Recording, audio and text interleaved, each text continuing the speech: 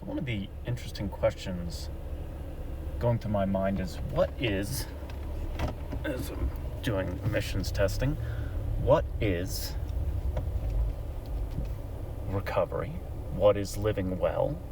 And what is integral life practice? They seem to have a lot of overlap.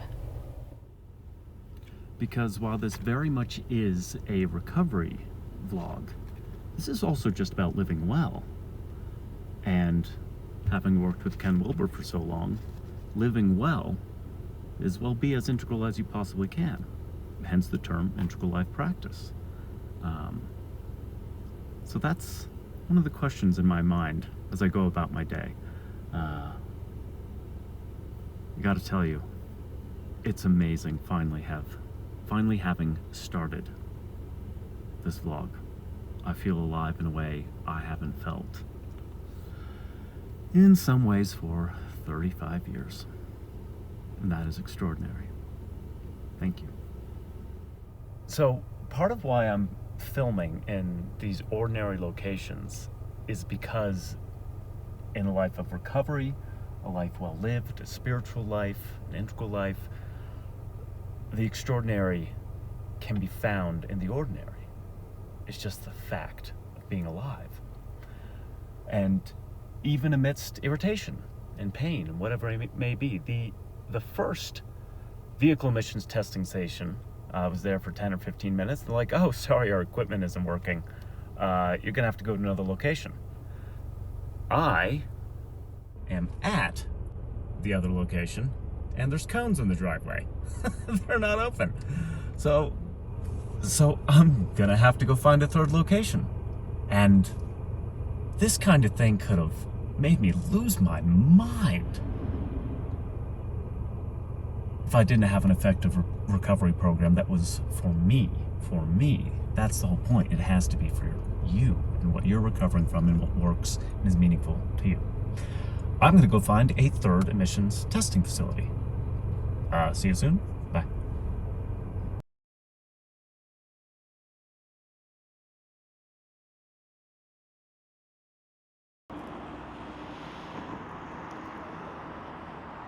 That was really nice. I needed to just sit for a little bit.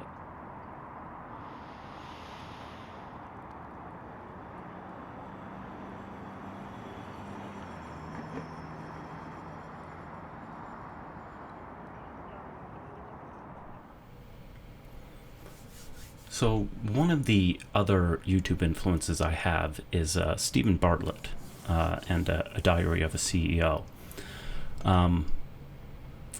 And two guests. So his story is really interesting, at least the parts of it that I know or remember, is a young black man in the UK, in England, at, 18, 19. It's like, I want to be, rich, sexy millionaire?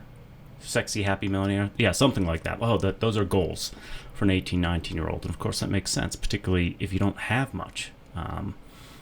Don't know where you fit, don't have money, don't have material goods. And by 27, he's made a boatload of money, but isn't happy. And it's has started other businesses, quit the one he co-founded. But the thing that I find the thing I've put the most attention on is the podcast he started, Diary of a CEO, because it's based on the premise of revealing things that are very personal and asking questions of very well-known people in the world from a whole variety of different fields. What does it mean to live well? What's a good life? How have you struggled? How did you recover? Where did this all start for you?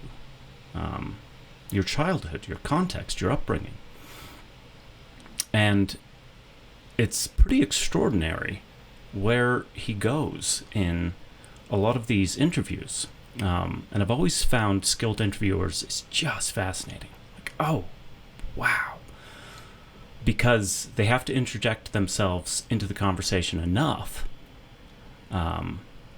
so that the dialogue has form and structure and shape to it that's meaningful. But you don't want to overpower whoever you're interviewing. That's too much. And so two of the people he's interviewed just come to mind right now, and to me it very much has to do with recovery and also just a life well lived in general. So the first one is he interviewed Lucy Hale, I think February of this year. And so Lucy is probably best known for the character Aria Montgomery on Pretty Little Liars. I know about that because my partner Andrea would watch that show, so I'm like, I know who this is.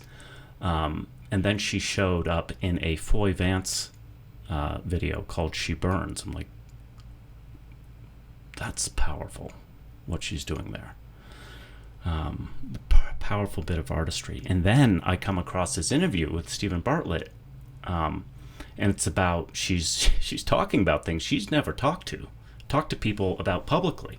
And he even says, I to prepare for this interview, I read as many interviews and articles on you that I could, and I couldn't find an interview where you really went in depth on anything of meaning. And it wasn't a jibe. It wasn't saying that's a negative thing. It was just interesting. And it is interesting. And she opens up. So she opens up about a lot of things, about eating disorders, about coming to realize that she's an alcoholic and being in recovery for alcoholism. And one of the things that struck me regarding her recovery and my own is she was 33 when she recorded this, and she said something along the lines of, I've only started getting to know who I am in the past year. Which means she only had any meaningful sense of herself since she was like 32. And I can resonate with that on a very deep level because I've only really started getting to know myself in the past few years. But for me, getting to know myself meant having to know my own history because I pushed it all out of awareness because it was too terrible. So I became, in one sense, an ahistorical child, a child without a history. But more accurately, I made up a history for myself. Because knowing what I knew about my life, I could not survive and know that. 0% chance. So dissociation and denial are brilliant coping mechanisms in the mind and in the brain, because this is hardwired into us. Fight, flight, freeze, and fawn. It's there, man. It's in the brain. It's not just in the subjective mind. The brain reacts to threats of varying levels in very predictable ways. So getting to know myself is, what did I forget in order to survive? And I think of that saying, it gets worse before it gets worse. Like, yeah, that's been my PTSD and flashback journey. It got worse before it got worse. And now finally it's getting better. But man, did it get worse before it got worse. And so in a sense, just in starting this vlog, meaning yesterday, am I knowing who I want to be moving into the future? It's like, I know enough about the past to have a sense of what I want in the future, which dictates what do I do in the present. And a lot of different pressures conspired to me starting this vlog yesterday. And I didn't know I was going to start it yesterday until yesterday morning. Didn't know. I knew I wanted to do something on YouTube. I didn't know about its form. And it all came together in a way that's just kind of, it's a little wild how it all came together, because I really didn't know what form it was going to take until I knew. And then I knew. And then I did it. Then I started. And here we are. And another thing to go along with this is I was just listening. I had to do some chores earlier today. So I like listening to something, as many people do, while I'm doing those chores. So again, I just threw on another interview with Stephen Bartlett. And this time he was interviewing Jimmy Carr, the British comedian, who's quite well known and also known for... his jokes can be on the edge of what people consider acceptable. And in this interview, he's like, oh, well, I'm definitely going to be canceled in the next 2 years. We can just assume it's going to happen, so why worry about it? Turns out he's, and this is not surprising if you've seen his act, he's very intelligent and insightful and philosophical. And so one of the things he said is, in reference to his own life, but also how could I help others? Because he's like, well, all right, it's nice to give people some laughter, some serotonin, some dopamine, whatever chemicals get released when people laugh together in a group. It's powerful. But people would be like, I don't know what to do with my life. I'm lost. What do you have to say? And he's like, I'm the court jester. I can't help you. But it turns out not true. COVID hit, and he had a child very recently. And he wrote a book. Because it turns out he did have things to say that could actually help people. And so one of those questions that came up for him and that could be useful to others is, what's the first step on the journey to finding your purpose? Profound question. And then he says, well, you have to know who you are. You have to know who you are. And that's why yesterday, when I was saying, I don't care if I'm an alcoholic or an addict or not. I don't care anymore at all. I have to know what's true for me, not what other people say, not what therapists say, not what counselors say, not what my peers in recovery say. If I have 20 people saying, wow, you sure look like an addict, well, yeah, maybe. But if it's not real for me, I'm letting other people write the script of my life. It's also true in terms of alcoholism and addiction. There can be levels of denial that literally lead people to their death, or other people's death. So that also can't be discounted. Denial is literally a killer in the alcoholism and addiction realm. So I also have to be aware of that. Could be in denial. But that's why I make knowing what's true, knowing what's real, my non-negotiable. So if in my heart and my soul and my being today, do I feel I'm an addict? Is that true or false? So far, it's not true. So that thing, you have to know who you are to have any idea what the first step on the journey to finding your purpose is. So in one sense, I took that first step yesterday, starting this vlog. In another sense, that first step that happened yesterday was the result of hundreds and thousands of steps that I took in the past. You could stretch that back 21 years. The step I took to come out to Denver, Colorado from Vermont, where I was born, to start working with Ken. So many steps I've taken have all led to, in one sense, the feeling of, oh, I finally took a real first step yesterday, saying, this is really me. And in years and decades past, I did the best I could, for sure. But this is more authentically me on a deeper level and less encumbered by things like terror and rage, because that is what I fundamentally had to overcome. I've been having flashbacks since 2011. I didn't know that they were flashbacks probably for 7 years. I just knew I felt a lot of fear and I felt a lot of anger. But it got worse and worse year after year, which was incredibly confusing because I had spent a lot of time with Ken Wilber, and I was able to talk to him about all my experiences, being like, I'm doing a lot of good interior psychological work. And yet things get worse year after year. And there's a spiritual dimension to this that I'll talk about at some point, because it's an important piece of the puzzle. It's getting worse year after year. And eventually, it boiled down to two feelings. I was able to put words to them. Boy, that's important when you're trying to learn things about yourself.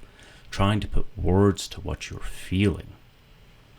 And the thoughts, the interpretations that go along with those feelings.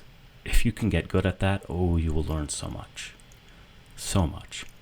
And so eventually, I was able to put words to those two feelings. It's, someone's trying to kill me. And I have to be ready to kill the person trying to kill me.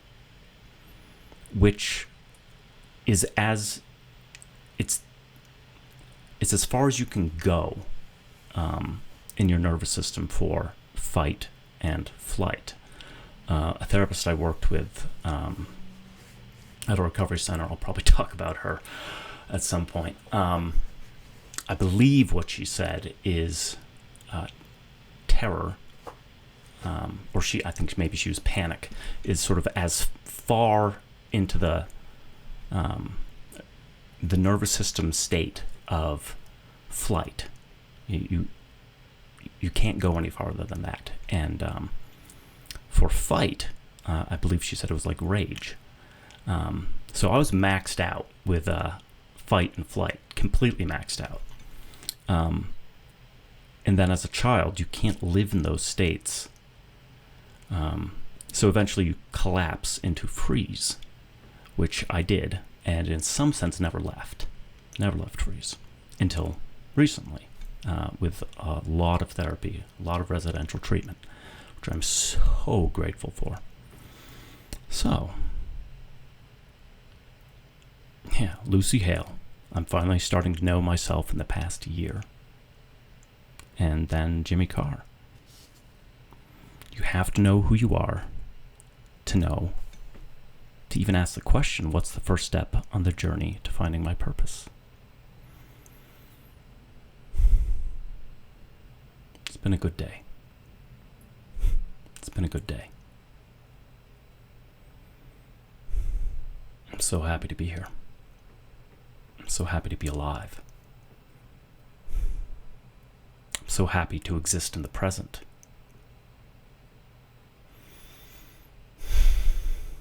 Which for someone with PTSD, you don't. Not the severity of PTSD I had. You do not live in the present. And one other little thing, and I'll wrap this up. Safety lives in the body, and the body only exists in the present. But if what your body and your mind has stored within it is terror and rage, once you start getting in touch with the body, the feeling is, the body is the worst place to be. There is zero safety here. And I get that. I lived a lot of that. That's why I drank so much. I drank in order to not kill myself. Because the body was an unbearably unsafe place to live. But if you can find a way to get through that, if you find a way into recovery, it's a revelation. Be like, the body did feel those things. So you have to recognize that and own it and integrate it as best you can. And when you have started to succeed at that, then you're like, the body is where safety exists. And safety in the body only exists in the present. You can't feel deeply safe without feeling deeply into the body, which requires you feeling deeply into the present. Thanks.